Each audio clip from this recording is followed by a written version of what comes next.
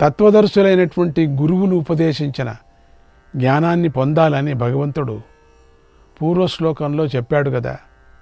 అలా ఎందుకు చెప్పాడు? ఆ జ్ఞానం వల్ల కలిగేటువంటి ప్రయోజనం ఏమిటో ఇక్కడ అర్జునుడికి చెప్పాడు. అర్జున, నీకిప్పుడు కలిగినటువంటి మోహం, మీరు నావారు, మీరు పరాయవారు అనేటటువంటి అజ్ఞానం నువ్వు జ్ఞానాన్ని పొందితే మళ్ళీ నీకు కలగదు. అంతేకాకుండా అజ్ఞానము చేత బ్రహ్మ నుండి గడ్డి పరక వరకు అన్ని భూతాలను నీ అంతరాత్మలో చూడగలుగుతావు. అవి అన్నీ నాలోనివి అని తెలుసుకోగలుగుతావు. నాలో అంటే వాసుదేవుడిలో కూడా చూస్తావు. ఆ వాసుదేవుడిని చూస్తున్నావు, వాసుదేవుడిలో కూడా చూస్తున్నావు. ఈ అన్ని భూతాలు పరమేశ్వరుడిలో ఉన్నాయి అని తెలుసుకుంటావు. ఉపనిషత్తులన్నీ చెప్పి జీవబ్రహ్మైక్యాన్ని దర్శిస్తావు అని భగవంతుడి అభిప్రాయం. ఈ జ్ఞానం యొక్క మహాత్మ్యాన్ని ఇంకా విను అని భగవంతుడు ఇలా చెబుతున్నాడు. అపి చేదసి పాపేభ్యః సర్వేభ్యః పాపకృత్తమః సర్వం జ్ఞానప్లవేనైవ వృజినం సంతరిష్యసి. పాపాత్ములందరికంటే నువ్వు ఎక్కువ పాపం చేసినవాడు అయి ఉన్నా కూడా సమస్తమైన పాపాన్ని జ్ఞానమనే తెప్పతో తప్పక బాగా దాటగలవు అన్నాడు భగవంతుడు. ఇందులో మనం చెప్పుకున్న కైవల్యోపనిషత్తుల యొక్క భావం కూడా వచ్చింది. ఈ శ్లోకంలో భగవంతుడు జ్ఞానాన్ని బాగా స్తుతించి దాని గొప్పదనాన్ని చెప్పాడు. దేనినైనా ఊరికే గొప్పదంటే గొప్పదైపోదు. దాని కర్మను, దానివల్ల కలిగే ఫలాన్ని చెబితేనే అది గొప్పది అవుతుంది. ఇక్కడ జ్ఞానము మహాపాపి యొక్క పాపాన్ని అంతా పోగొడుతుంది అని చెప్పి జ్ఞానఫలాన్ని చెప్పాడు. జ్ఞానం అనేది అంత సులభంగా దొరికేది కాదు కదా. దానికెంతో సాధన కావాలి, గురుకృప కావాలి. ఆ సాధనతోనే పాపాలన్నీ కాలిపోతాయి. భస్మీభూతమైనటువంటి పాపాలు కలవాడికి ఖండితం జ్ఞానం లభిస్తుంది. ప్రపంచంలోని వారందరూ చేసినటువంటి పాపం తక్కడిలో ఒక పక్క పెడితే, జ్ఞానాన్ని పొందాలని గురువును ఆశ్రయించి భక్తిగా సేవ చేసుకొని సాధన చేసేవాడు అప్పటి వరకు చేసిన పాపమంతా ఒక పక్క పెడితే, అది ఎంత పాపం అవుతుందో అంత పాపం కూడా జ్ఞానంతో కాలిపోతుంది. ఇంకంతకన్నా సులభమైంది ఏముంది? సంసార సముద్రాన్ని దాటించే నావ జ్ఞానమే. ఇక్కడ పాపాన్ని దాటిపోవటం అంటే పుణ్యపాప రూపమైనటువంటి సంసారాన్ని జ్ఞానమనే నావతో దాటిపోవటం అని అర్థం చేసుకోవాలి. ఎందుకంటే ముముక్షువుకు పుణ్యం కూడా పాపం లాంటిదే అని చెప్పబడింది. ఇక జ్ఞానం పాపాన్ని ఎలా నిర్మూలిస్తుంది అనే ప్రశ్నకు సమాధానంగా భగవంతుడు ఒక ఉదాహరణ చెప్పబోతున్నాడు ఇక్కడ. యథైధాంసి సమిద్ధోగ్నిః భస్మసాత్ కురుతేర్జున జ్ఞానాగ్ని సర్వకర్మాణి భస్మసాత్ కురుతే తథా. ఓ అర్జున, బాగా మండుతున్న అగ్ని ఏ విధంగా కట్టెలను భస్మం చేస్తుందో అదేవిధంగా జ్ఞానం అనే అగ్ని అన్ని కర్మలను భస్మం చేసి వేస్తుంది. ఎర్రటి నిప్పు కట్టెలను బూడిద చేసి వేస్తుంది కదా. మనం పెద్ద పెద్ద దుంగలు వేసేటప్పుడు దీనిని అగ్ని కాల్చగలదా అనుకుంటాం, పెద్దది వేస్తాం అనుకుంటాం. ఇది కాలుతుందబ్బా, ఎప్పుడు కాలుతుందో అనుకుంటాం. 100 ఏళ్ల తరబడి గొప్పగా నిలబడి ఉన్న మహావృక్షాలను కూడా దావాగ్ని కాల్చివేయటం మనం వింటూ చూస్తూ ఉంటాం కదా. అలా జ్ఞానమనే అగ్ని కర్మలనన్నిటినీ భస్మం చేసేస్తుంది. అంటే బీజం లేకుండా వేసివేస్తుంది. జ్ఞానాగ్ని కర్మలను కట్టెలను కాల్చినట్టు సాక్షాత్తుగా కాల్చివేస్తుంది అని అనుకోకూడదు. జ్ఞానము ఆత్మదర్శనాన్ని కలిగించి కర్మలనన్నిటినీ బీజం లేకుండా చేస్తుంది అని అభిప్రాయం. ఏ కర్మ వల్ల ఈ శరీరం కలిగిందో ఆ కర్మఫలం అనుభవించిన తర్వాతే నశిస్తుంది. జ్ఞానం కలగకముందు ఈ జన్మలో చేసి ఇంకా ఫలితానికి రానివి, జ్ఞానంతో చేసినవి, గడిచిన అనేక జన్మలలో చేసినవి, వీటిని మాత్రమే జ్ఞానం భస్మం చేస్తుంది. అంతేగాని ప్రారబ్ధ కర్మను కాదు. ప్రారబ్ధాన్ని అనుభవించవలసిందే. అంటే శరీరం కలగటానికి ఏ కర్మ కారణమైందో ఆ కర్మను అనుభవించవలసిందే కదా. ఇక ఆ జ్ఞానం ఎలా లభిస్తుందో దాన్ని భగవంతుడు చెబుతున్నాడు ఇక్కడ. నహి జ్ఞానేన సదృశం పవిత్రమిహ విద్యతే తత్స్వయం యోగ సంసిద్ధః కాలేనాత్మని విందతి. ఈ ప్రపంచంలో జ్ఞానంతో సమానమైన పవిత్రమైంది వేరొకటి లేనే లేదు కదా.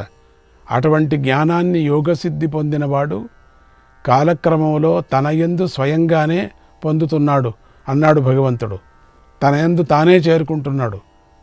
అర్జున, జ్ఞానంతో సమానమైన పవిత్రమైనది ఈ లోకంలో మరొకటి లేదని నీకు తెలుసు కదా. నీకు తెలుసని నాకు తెలుసులే, కానీ తొందరపడకు. అది నీకు తప్పకుండా కలుగుతుంది. కానీ ఇప్పుడు కాదు. ఎప్పుడైతే నువ్వు నేను చెప్పిన కర్మయోగాన్ని చేసి క్రమంగా జ్ఞానయోగంలోకి ప్రవేశిస్తావో అప్పుడు నీకు యోగసిద్ధి కలిగినట్టు. నువ్వు అలా యోగ సంసిద్ధుడవైతే కాలక్రమంలో నీలో నువ్వే ఆ జ్ఞానాన్ని పొందుతావు అని భగవంతుడు ఈ శ్లోకంలో భరోసా ఇచ్చినట్టుగా కనిపిస్తుంది. జ్ఞానంతో సమానమైనది మరొకటి లేదు. జ్ఞానము సర్వపవిత్రమైనది. జ్ఞానము జీవుణ్ణి శుద్ధి చేసినట్టుగా ఈ లోకంలో మరొకటి శుద్ధి చేయలేదు కదా. ఆ జ్ఞానము ముముక్షువుకు స్వయంగా కర్మయోగం వల్ల తనయందే లభిస్తుంది అని చెప్పాడు. అంటే సమాధయోగం చేత యోగ్యుడై, అంటే బాగా సంస్కరింపబడి యోగ్యతను పొందాక చాలా కాలం గడిచిన తరువాత ముముక్షువు జ్ఞానాన్ని తనయందు తానే పొందుతాడనే అభిప్రాయం. ఇక ఏ విధంగా జ్ఞానము నిశ్చయంగా కలుగుతుందో ఆ ఉపాయము భగవంతుడి చేత ఉపదేశించబడుతోంది. శ్రద్ధావాన్ లభతే జ్ఞానం తత్పర సంయతేంద్రియః జ్ఞానం లబ్ధ్వా పరాం శాంతిం అచిరేణాధిగచ్చతి. శ్రద్ధ కలవాడు, తదేక దీక్ష కలవాడు, ఇంద్రియాలను బాగా జయించిన వాడైనటువంటి సాధకుడు బ్రహ్మజ్ఞానాన్ని పొందుతున్నాడు. జ్ఞానాన్ని పొంది శ్రేష్టమైన శాంతిని శీఘ్రంగా పొందుతున్నాడు. ఇక్కడ భగవంతుడు శ్రద్ధ, తదేక నిష్ట, ఇంద్రియ నిగ్రహం అనేటువంటి 3 మెట్లను చెప్పాడు. శ్రద్ధ గలవాడు జ్ఞానాన్ని పొందుతాడు. శాస్త్రస్య గురువాక్యస్య శాస్త్రస్య గురువాక్యస్య సత్యబుద్ధ్యావధారణ సత్యబుద్ధ్యావధారణ సా శ్రద్ధా కథితా సద్భిః సా శ్రద్ధా కథితా సద్భిః యయా వస్తూపలభ్యతే వ్యయా వస్తూపలభ్యతే. శాస్త్రము, గురువాక్యము, సత్యములనేటువంటి నిశ్చయ బుద్ధి కలిగి ఉండటాన్ని శ్రద్ధ అని సత్పురుషులు అంటారు. అటువంటి శ్రద్ధతో ఆత్మజ్ఞానం లభిస్తుంది అని వివేక చూడమని చెప్పింది. శ్రద్ధ గలవాడైన మందమతి కావచ్చు. అందుకే భగవంతుడు తత్పరుడై ఉండాలి. భగవంతుడు తత్పరుడై ఉండాలి. 2వ మెట్టును కూడా చెప్పాడు. తత్పరత అంటే తదేక నిష్ట, అది తప్ప మరొకటి లేదు అనే దృఢమైన బుద్ధి. ఏకాగ్రతతో దానినే చింతన చేయటంలో జ్ఞానాన్ని సాధించాలి. కాయేన వాచ మనసా, జ్ఞానంలోనే తత్వాన్ని తెలుసుకోవాలి. ఇతరమైన పనులను అన్నిటినీ తగ్గించుకొని జ్ఞానం కోసం సాధన చేయాలి. మనస్సును ఏకాగ్రం చేయాలి. మనస్సు ఒకే వస్తువులో నిలిస్తే అప్పుడు జ్ఞానం సిద్ధిస్తుంది. గురువును చేరాలి, సేవించుకోవాలి, ప్రశ్నించాలి, తెలుసుకోవాలి అనేటువంటి జ్ఞానాన్ని పొందించే ఉపాయంలో శ్రద్ధ గలవాడు తత్పరుడై ఉన్నా ఇంద్రియాలను వశంలో ఉంచుకోని వాడు కావచ్చు. అలా కాకూడదు. అందుకే భగవంతుడు సంయతేంద్రియ అనేటువంటి 3వ మెట్టును కూడా చెప్పాడు. ఇంద్రియాలను సంయమనం చేసినవాడు సంయతేంద్రియుడు అనబడతాడు. అంటే విషయాల నుండి ఇంద్రియాలను వెనక్కు తిప్పినవాడు అని అర్థం. ఇటువంటి శ్రద్ధ గలవాడు తత్పరుడు మరియు సంయతేంద్రియుడు తప్పక జ్ఞానం పొందుతాడు. తద్విద్ధి అనే 34వ శ్లోకంలో చెప్పిన ప్రణిపాతము అంటే వంగి నమస్కరించటం మొదలైనవి వాక్యములు. వాటి ఫలం కూడా నిశ్చితంగా ఉండదు. ఎందుకంటే నమస్కారము మొదలైనటువంటి క్రియలు నటన కూడా కావచ్చు కదా. నమస్కరిస్తున్నట్టుగా భక్తి ఉన్నట్టుగా నాటకాలు కూడా ఆడవచ్చు కదా. కానీ శ్రద్ధ, తత్పరత, ఇంద్రియ నిగ్రహం మొదలైనవి అలా కాదు కదా. ఎందుకంటే అవి లోపలి సాధనాలు, వీటిలో నాటకం కుదరదు. కనుక శ్రద్ధ, తత్పరత, ఇంద్రియ నిగ్రహం అనేవి జ్ఞానలబ్ధికి ఉపాయాలని చెప్పటంలో సందేహమే లేదు. జ్ఞానం లభించిన తర్వాత ఏమవుతుంది అంటే భగవంతుడే ఇలా చెప్పాడు. జ్ఞానం లభించిన తర్వాత వెంటనే మోక్షమనే పరమశాంతిని పొందుతాడు. సమ్యక్ దర్శనం వల్ల శీఘ్రంగానే మోక్షం కలుగుతుంది అనేది అన్ని శాస్త్రాల్లోనూ సందేహం లేకుండా నిశ్చయించి చెప్పిన ప్రసిద్ధమైన విషయం. శ్రద్ధ, తత్పరత, ఇంద్రియ నిగ్రహం కలవాడికి జ్ఞానం లభిస్తుంది, పరమశాంతి అయిన మోక్షం లభిస్తుంది అనే విషయంలో సందేహం పనికిరాదు. సందేహము పాపిష్టిది అనేటువంటి విషయాన్ని భగవంతుడు చెప్పబోతున్నాడు ఇక్కడ. అజ్ఞశ్చ శ్రద్ధధానశ్చ సంశయాత్మా వినశ్యతి నాయం లోకోస్తి న పరః న సుఖం సంశయాత్మనః. జ్ఞానం లేనివాడు, శ్రద్ధ లేనివాడు, శాస్త్రాన్ని, గురువాక్యాన్ని సందేహించేవాడు పూర్తిగా నశించిపోతాడు.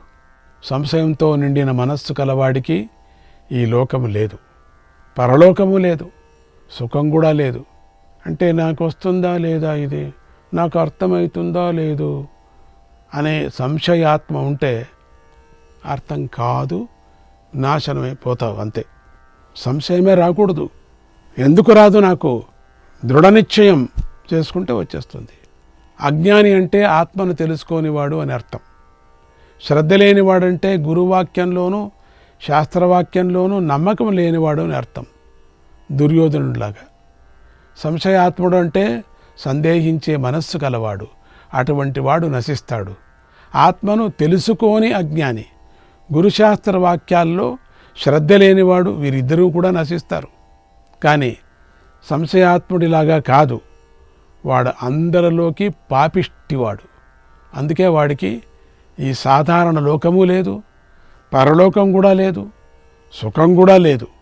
ఎందుకంటే సంశయం కలవాడికి పరలోక విషయంలోనూ సంశయమే ఉంటుంది. సంశయించేవాడికి పరలోకమేలా కలుగుతుంది?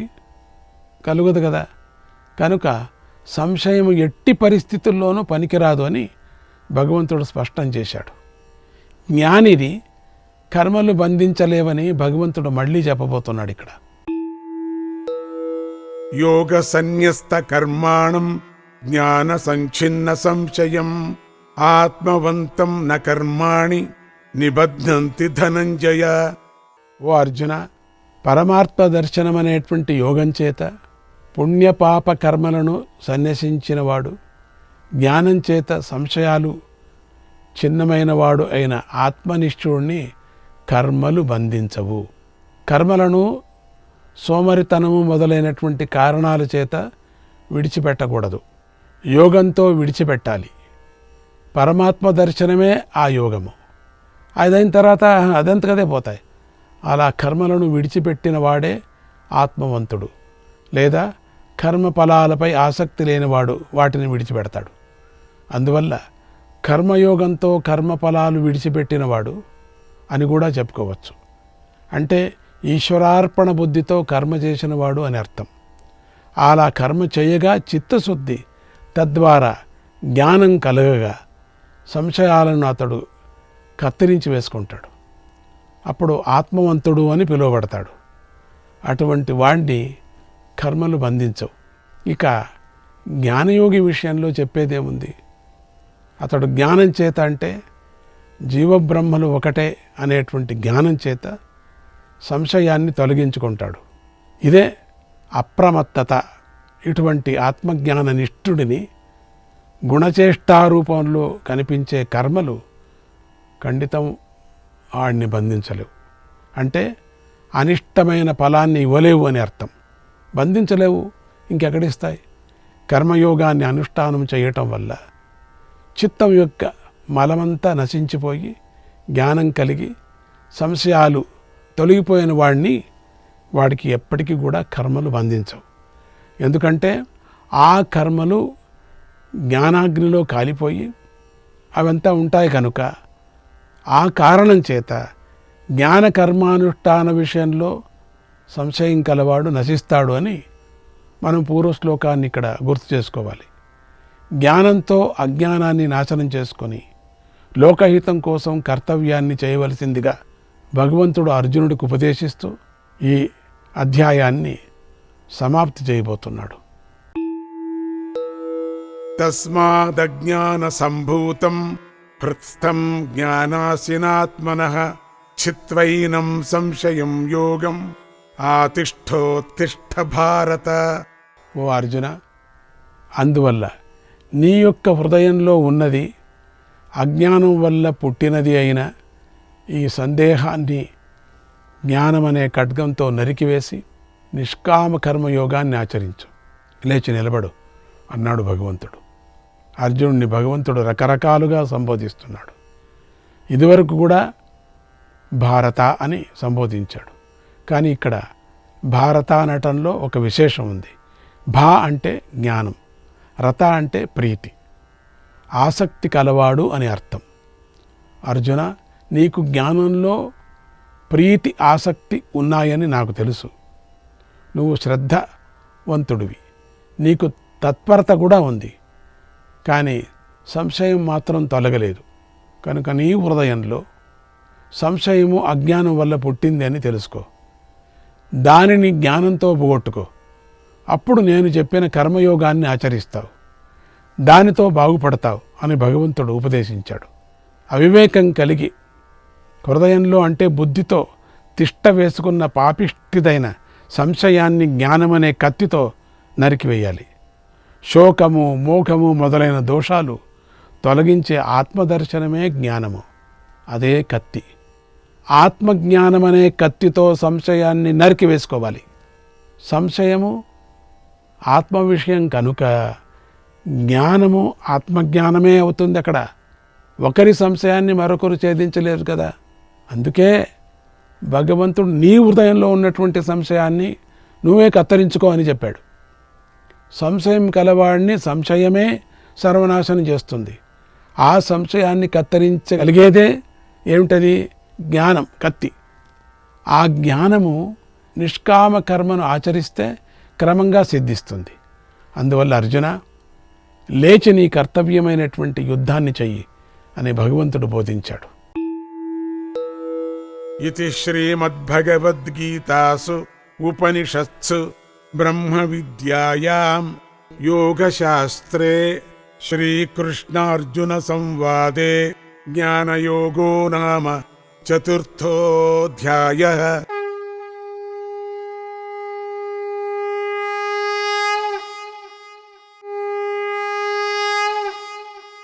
భరతుడి కథ. ఈ 4వ అధ్యాయ మహిమ మనం విందాం. ఇది వ్యాస మహర్షి చెప్పిన పద్మపురాణంలోని కథ. దీనిని శివుడు పార్వతీదేవికి ఇలా చెప్పాడు. ఓ పార్వతి, నీకు గీతా మహాత్మ్యాన్ని చెబుతున్నాను విను.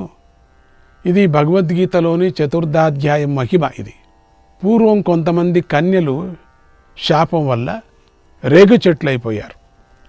ఈ అధ్యాయ మహిమను విని స్వర్గలోకానికి వెళ్ళారు అన్నాడు. ఆ మాటలు విని పార్వతీదేవికి ఎంతో ఆసక్తి కలిగింది. నాత, ఆ కన్యలెవరు? వారు ఎందుకు రేగు చెట్లు అయిపోయారు? ఈ కథతో బాగుంది, విచిత్రంగా ఉంది, నాకు చెప్పు అని అడిగింది. శివుడు ఇలా చెప్పాడు. ఓ పార్వతి, పూర్వం ఈ కథను శ్రీ మహావిష్ణువు లక్ష్మీదేవికి ఇలా చెప్పాడు, విను. పూర్వం కాశీలో భరతుడు అనే యోగి ఉండేవాడు. అతడు రోజూ జ్ఞానచింతన చేసుకుంటూ ఉండేవాడు. విశ్వేశ్వరుడి దగ్గర కూర్చొని భగవద్గీతలోని 4వ ఎప్పుడూ పారాయణ చేస్తూ ఉండేవాడు. శ్రీకృష్ణాయ పరమాత్మనే నమః.